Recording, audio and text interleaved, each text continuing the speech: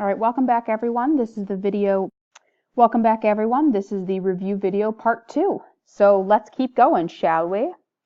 Number 14, notice that we have variables on both sides, so we cannot just combine across. We have to move the x's together. So I am going to subtract my 6x to the other side. Combine these, I would get negative 13x plus 2 equals positive 28. If I still want to get x alone, I would have to subtract my 2 and get negative 13x equals a positive 26. And lastly, I would divide both sides by negative 13 to get a final answer of negative 2 for x. Number 15, we have this lovely fraction here. And remember in class I was saying that whenever you have a number in the bottom, that's the reason the fraction that exists in the first place. So let's get rid of it. Let's multiply both sides by 5 and get y minus 2 equals negative 6 times 5, which is negative 30.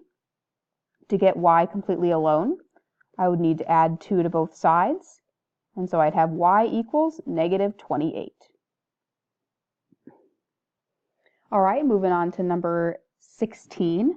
First thing I'm going to do is distribute that 5 in, because remember we can't combine in here. So distributive property is only the legal way to break the order of operations. We would get negative 10 minus 10x equals negative 10x minus 4. Now, because the variables are on opposite sides, let's get them on the same side. And if I do that this time, and you add 10x, not only do these pairs of x's cross out, so do these. So then on this side, I'm left with negative 10, and on this side, I'm left with negative 4. Now, as you might recall from class, this statement is absolutely false, because we have no x's left, so the statement negative 10 equals negative 4 is not true, which leads me to believe that there is no solution. And I will accept this on the test, or just the no solution symbol.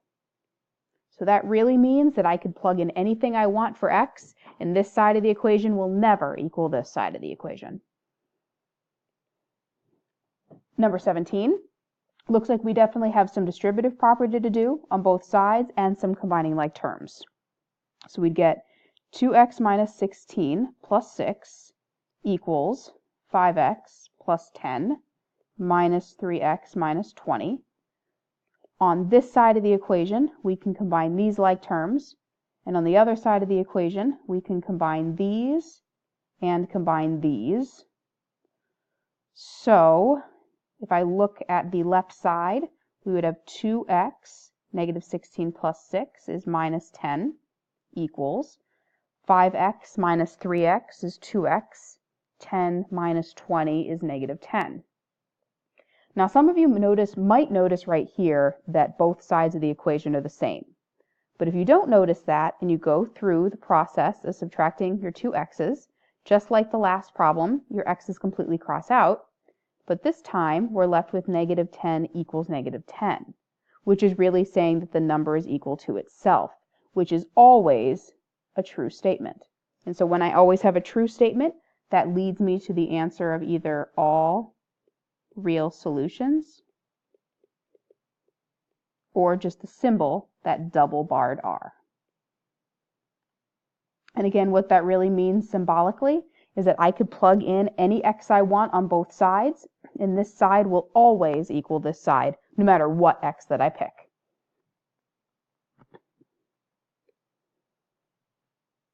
Number 18 asks, write an equation and solve. The sum of 3 consecutive odd integers is 117. What are the 3 numbers? Now I know some of you like to guess and check this, but for the sake of the test, I'm going to go through this with the process anyway. And what we've been doing in class is naming the 3 numbers symbolically first. We don't know what the first number is, but we do know that numbers that are consecutive means that they're next to each other on a number line, and if they're consecutively odd, that is something like 1, 3, and 5. What we talked about is each of these numbers are always 2 units apart. So if the first number I have is x, that means the number next to it must be the x plus 2, then the number after must be x plus 4, because these are all 2 units apart. Remember that sum means addition, so that means that my first number plus my second number plus my third number is 117, or symbolically, my x plus the second number, x plus 2, plus the third number, x plus 4, equals 117. Combine like terms, 3x's plus 6 equals 117. Solve my equation. 3x equals 111, which means that my x value is 37. Now it asks for all 3 numbers, so that means that x, my first number, is 37. My second number is 2 more, so 39. And then my third number is 2 more, or 41. So what's in red is the actual answer to the question. Solve each equation for the given variable. I just love these because there's no numbers to be involved, no annoying signs, just moving things. Number 19, my goal is to solve for g or to get g alone. So if I look at my equation, I notice that the 9h is not attached. So I would move 9h to the other side first and have fg equaling 10j plus 9h, not like terms, so I can't combine them. But what I can do next is I know I'm getting g alone, and f is multiplying g. So we could divide f to the other side. And so my final answer could be 10j plus 9h all over f. And yes, you could split this into 2 fractions, but I'm perfectly fine with this answer. Number 20 is everyone's favorite problem, where we have to solve for x, and we have an x on both sides. And what we've been doing in class is at least getting the x values on the same side, because my goal is to eventually reduce them to be 1x. So I'm just going to recopy what I have, and then I'm going to notice that my w could be moved over here away from my x's. And to do that, I would subtract w on both sides. So I have ax minus bx equals negative y minus w. I then notice that on this side, I need this to only become 1x. And so what we do is the distributive property backwards. I notice that if I take the x out of both of these terms, I'm left with just a minus b equals negative y minus w. So if I truly want to get x alone, I would have to divide both sides by a minus b, because x is multiplying the whole parenthesis, so to get rid of it, you'd have to divide. So I'm going to write my final answer up here for the sake of room. X is now alone, and on the other side you have negative y minus w, all divided by a minus b. So this would be my final answer. 21, my goal is to get x alone, and so the first thing I could do is move the 8 to the other side by adding it. So I'd have 4/7 x equals, remember these are not like terms, so I'm just going to write m plus 8. Now recall here that I am multiplying 4/7 times x, so I could divide both sides by 4/7, but that doesn't look very pretty. So instead I remember that dividing by a fraction is the same thing as multiplying by the reciprocal. So I'd have to multiply this side by 7/4 and this entire side by 7/4. Cross out. X would then be 7/4 times m plus 8. And I'm okay with this answer, but if anybody wants to go ahead and distribute that, that would be 7/4 m plus technically 7/4 times 8 over 1. So it would be 7 times 8, or 56, over 4 times 1, or 4. And then 56 divided by 4 is actually 14. So this would be x equals 7/4 m plus 14. I would say this is the more simplified answer, but this is also correct. Number 22, my goal is to solve for y. And again, I have a big giant fraction, and the n is causing the fraction to exist. So because the n is being divided, I'm going to multiply both sides by n. I'd have 3y minus 10x equals 4m times n, which you can just write as 4mn. Just like the first problem here, right here, what you can do is if you want to get y alone, the 10x is not attached. So we can add 10x to both sides, and we would get 3y equals 4mn plus 10x. And then if I truly want to get y alone, I would need to divide both sides by 3. So y is 4mn plus 10x, all divided by 3. And yes, again, you could split this up into two fractions, but this is also fine.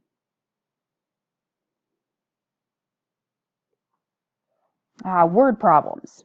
Number 23, write in an algebraic equation for 3 less than 8 times a number is 21. After you've written the equation, please solve for x. Well, the word is equals, so I know that. 3 less than makes me think that I'm going to do some kind of subtraction. And 8 times a number would have to be represented by 8 times x.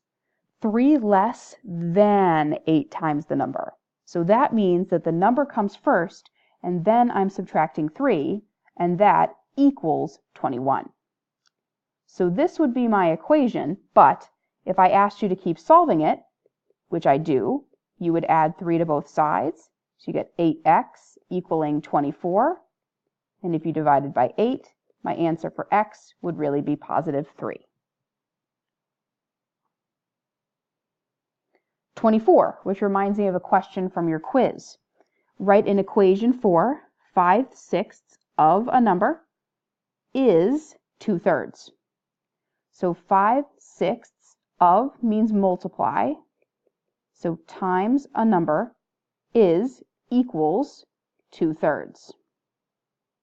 And just like a problem on the previous page, if I want to get this fraction away from x and I'm multiplying, again, you could divide by 5/6, or more quickly, you could multiply by the reciprocal. So both sides would be multiplied by 6/5. The 6's and 5's cross out. So you have x equaling 2 times 6, or 12, over 3 times 5, or 15. Both of these numbers are divisible by 3, so x would be 4/5.